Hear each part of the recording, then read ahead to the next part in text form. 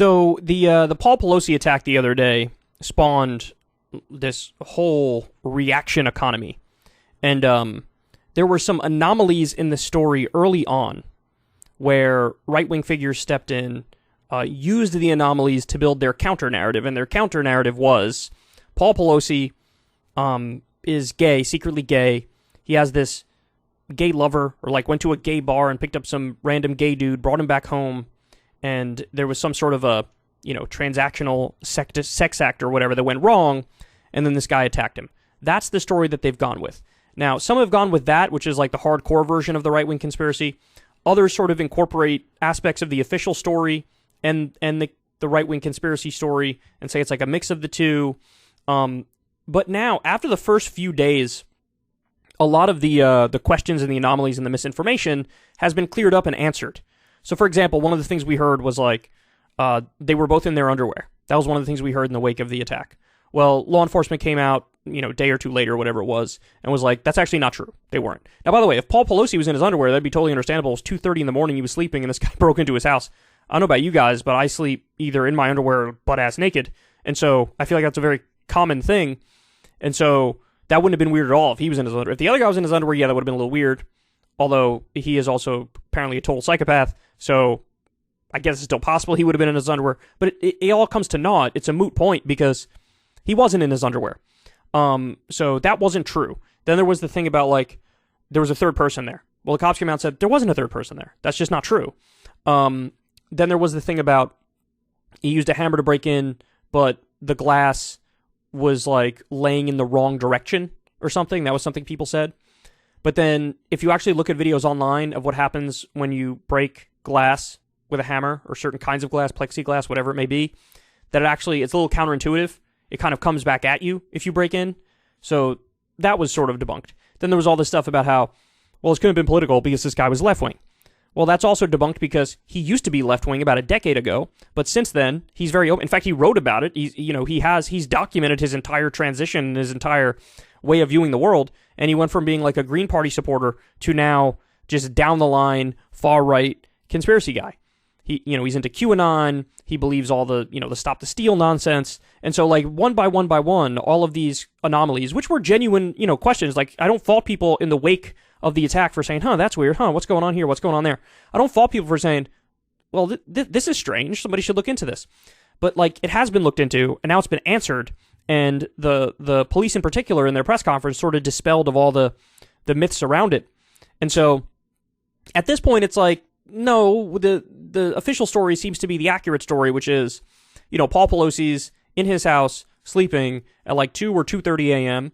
and some psycho was actively looking for him, actually looking for Nancy Pelosi. Where's Nancy? This person said. Couldn't get to Nancy Pelosi, and then it sort of spiraled out of control. One of the other things that the conspiracy theorists pointed to is like the weird 911 call. Now, as of this recording, the 911 call hasn't been released, but what we do know is that Pelosi found a way to call 911 and then sort of keep the phone off to the side.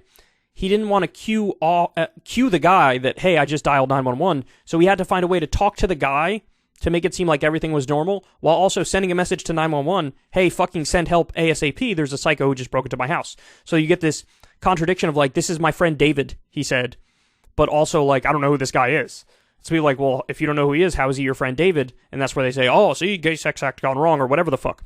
But by the way, even if it was, like, let's say, for argument's sake, let's just say the argument is true. The like, oh, it was, he picked up some gay dude and he's Paul Pelosi secretly bisexual and then this happened. We still fundamentally know that, number one, this guy is deranged, and number two, it is politically motivated because the guy is up to his eyeballs in extremist political content and conspiracy theory, and when you're unbalanced and you're, an extremist, things happen. Bad things happen.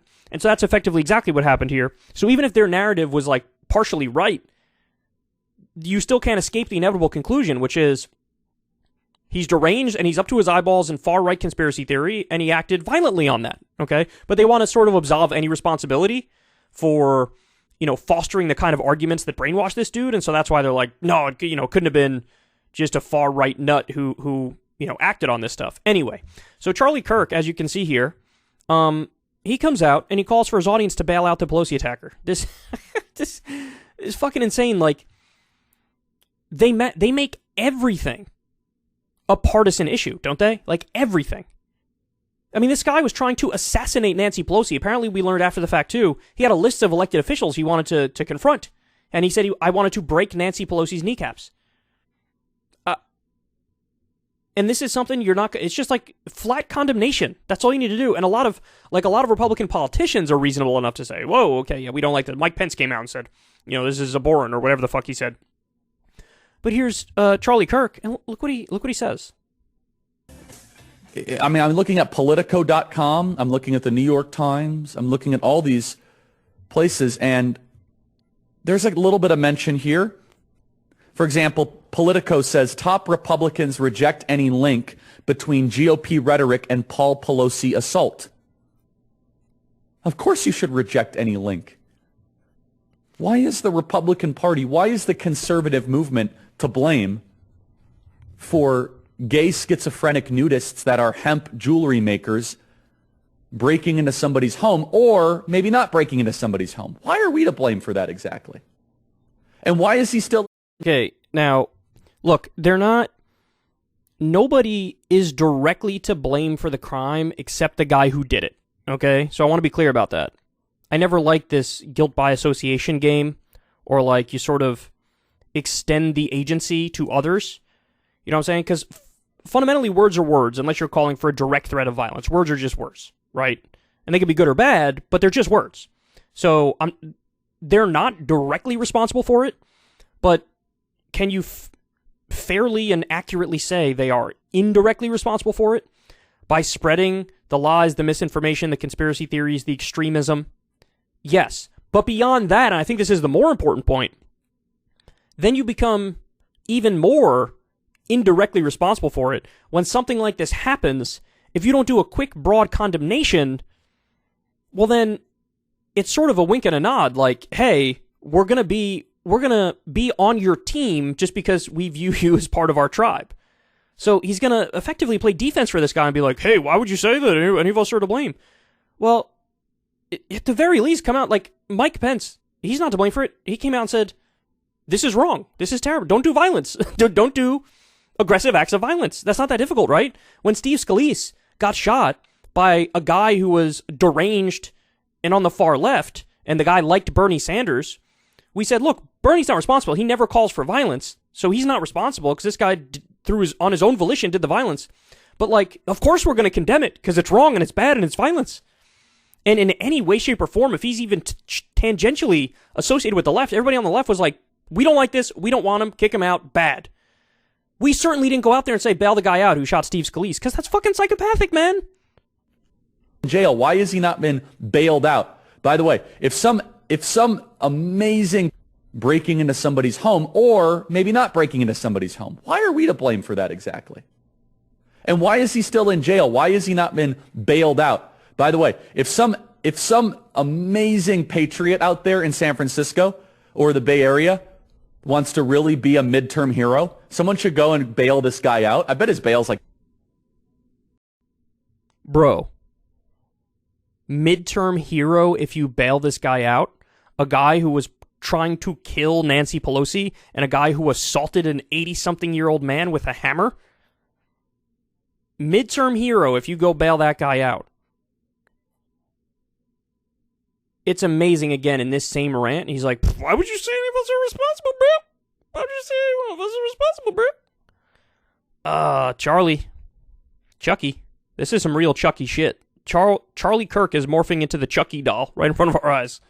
30 or 40,000 bucks. Bail him out and then go ask him some questions. I wonder what his bail is. They're going after him with attempted murder, political assassination. Yeah, I wonder why. All this sort of stuff. I'm not qualifying it. No. I think it's awful. Sure. It's not right. But why is it that... I think it's awful, which is why you should bail him out and be a midterm hero. I mean, look, this is what happened. Now, the Kyle Rittenhouse situation is a little different. Legally, there's no way you could hold him responsible, and he wasn't held responsible legally, because when you look at the video and the way everything unfolded, you know, the overwhelming majority said that's self-defense. It's a separate question. Hey, should he have been there in the first place? Should he have been there with a gun, right? Like, those you could look at and say, no, like, you're a kid, get the fuck home, right? But they did this with Kyle Rittenhouse too, in the sense that, after the fact, it became like he's now effectively rewarded for what he did. So now he's like a hero on the right. And like, what a shitty fucking incentive structure. So like, you can easily imagine a scenario where somebody actively tries to start shit with some left-wing politician or some lefty in general, right? And then they try to start shit, then the person reacts, then they shoot and kill them, and then it's like, well, you're on our side, so now we're going to make you famous as a result of it. The incentives are all fucked up here, man. Like you just said, if somebody bails the guy out, they're a midterm hero. This is like off-the-rails shit. In Chicago, you're able to commit murder and be out the next day. Why is it that you're able to trespass, second-degree murder, arson, threat of public official, cashless bail? This happens all over San Francisco, but if you go after the Pelosi's, oh, you're let out immediately. What? I think you mean the opposite. If you go out after the Pelosi's, you're not let out immediately. Anyway, so the argument he's trying to make is the same one we heard on Fox News of like, bro, this is a story about crime, and Democrats are soft on crime, and Republicans are tough on crime, which is why I say somebody should go bail this guy out who just committed assault on an 80-some-odd-year-old man.